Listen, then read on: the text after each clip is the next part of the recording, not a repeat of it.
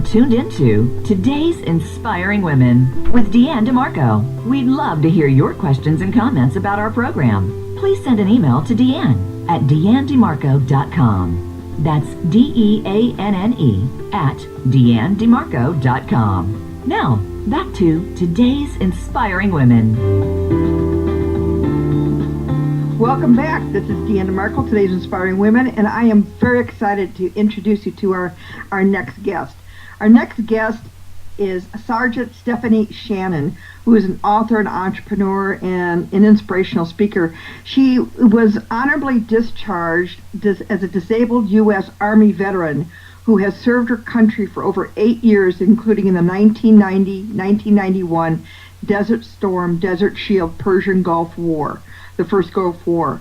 She is a facilitator for Women's Vet-to-Vet Support Group in Flint, Michigan, and she completed her first book called Battling the Storm Within, where she shares her experiences in living for over 20 years with undiagnosed post-traumatic stress disorder, or PTSD, caused by military sexual trauma, which is as MST, and Gulf War illness, which is GWI, and has made life not an easy path for Sergeant Stephanie. Battling the Storm Within, Stephanie shares her own time of military service and the resulting trauma she experienced, which continues to affect her in her daily life. Stephanie's story of struggle, survival, and healing is one that empowers others to address their own personal traumas and overcome them, bringing awareness to the public and many issues the veteran population face, and provide resources and solutions to veterans and others in need. Stephanie, welcome to Today's Inspiring Women. Thank you. You know, I think this whole post-traumatic stress disorder is something that many people don't realize that some of our Army vets returning have struggled with. Can you tell us a little bit about how did you manage to go undiagnosed for such a long time with PTSD? I really believe I wouldn't say I lived the level of life of just existing. I woke up every day in constant state of mental and emotional, physical and psychological pain. I was just suffering. And, you know, I was divorced, didn't have a strong support system. I had to work and take care of my son. I didn't have anyone available for me. I worked, went to school. You know, I did what normal people do, you know, and I just felt like I was waking up every day for some reason and some purpose. And then I finally burnt myself out. I just totally, you know, gave and served others. I worked as a social worker for 15 years and took care of my son. I just didn't take care of myself. I knew something was wrong with me. You know, I felt estranged. You know, I was disconnected from people. You know, I didn't have much desire to do anything. You know, I used to love, you know, all kinds of crafts and did all kinds of hobbies, and I just didn't like that anymore. I was just kind of just existing, waking up, depressed. And, you know, so I kept looking outside of myself, and I finally realized that something was going on with me. So I started looking within, and I sought out professional help. First, I went to see a professional psychiatrist, and she assessed me. With post-traumatic stress disorder. I didn't trust the VA system, so I went that route first. And then it was like I started to identify my own symptoms and my own triggers.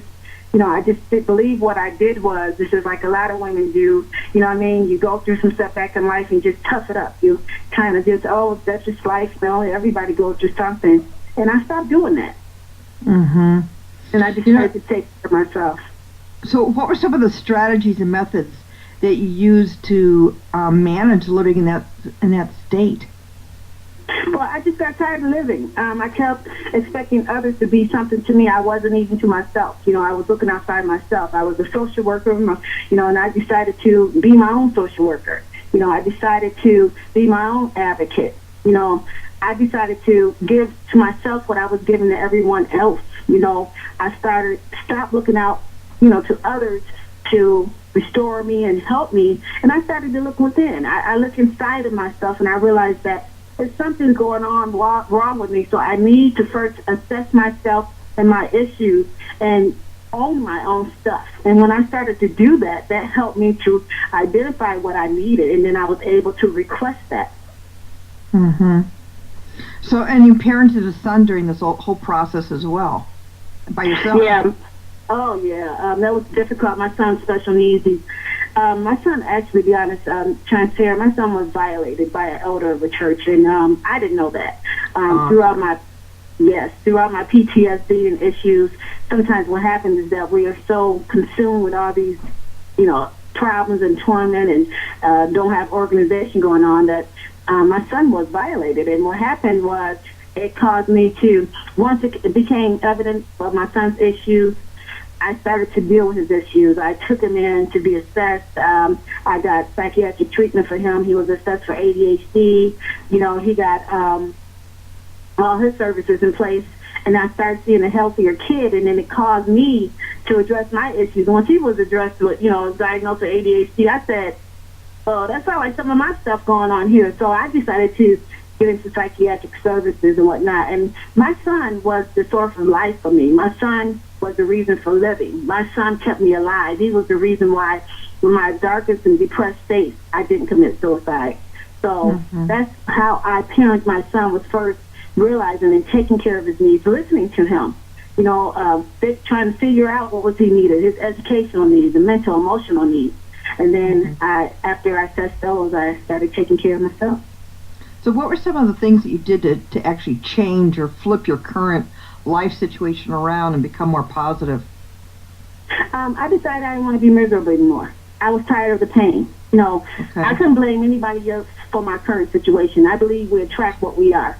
And I believe that once you start dealing with your own stuff, you're able to identify, okay, I went down a list of people that was in my life. I identified them as either givers or takers. I put a G by their name or a T by their name. And I had too many T's on my list. So what I started doing was removing those takers from life. If I didn't have someone in my life that gave back to me, I removed them. It didn't matter if it was biological tie or not. I started to assess what I needed. And so what I did was, once I identified what I needed, I was able to begin to ask for those needs. I didn't ask before. Sometimes you assume things a lot that people automatically understand you and know, but I found that not to be true. You have to know what you want. And once you figure out what you want, you can ask for what you want. And I also raised my level of standards. I didn't have healthy boundaries in my relationships. I just kind of, somebody like, oh, I want to be a part of your life, or I need this from you. Instead of saying yes all the time, I just will say no, or let me think about it. I started setting healthy boundaries, and that helped me to raise my bars and standards and set a new level of success in my life. Before, I used to just take what came to me, and then after I confronted my own issues, I started to realize that I was in control of that I just didn't have to take what was coming to me anymore, and that I can change that. So that was one of the skills, the strategies I did.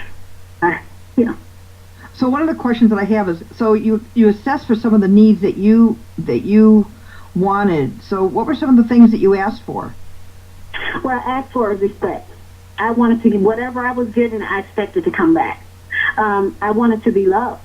And I felt that first I had to love myself. I don't believe I really love myself. I think I was more of a person that was always catering to other people's needs. And then I figured out, wait a minute, what about me?